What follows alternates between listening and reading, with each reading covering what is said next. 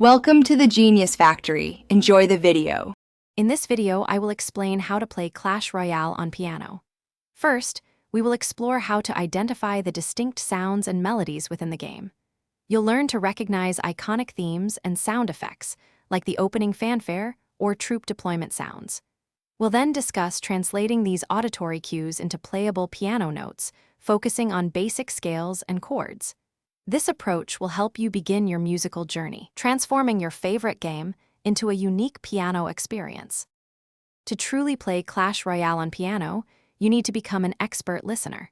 Pay close attention to the game's background music, noticing its tempo and key. Isolate individual sound effects, such as the zap of a lightning spell or the thud of a golem.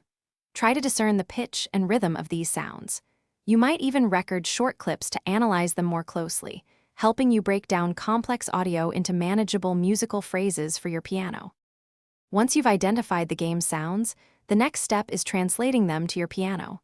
Start by matching simple sound effects to individual piano keys. For example, a high-pitched sound might correspond to a higher note on the keyboard. Don't be afraid to experiment with different octaves to find the most accurate representation. Using a virtual piano app can be a helpful tool for this initial mapping. Concentrate on getting the main melody right before attempting to add any complex harmonies.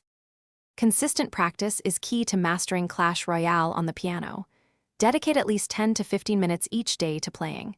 Break down longer themes, like the main menu music, into smaller, more manageable sections.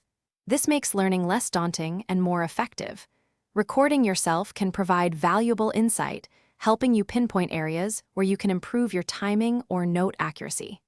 Finally, share your unique musical interpretations with friends and the Clash Royale community. Thanks for watching. If you found this helpful, don't forget to like and subscribe.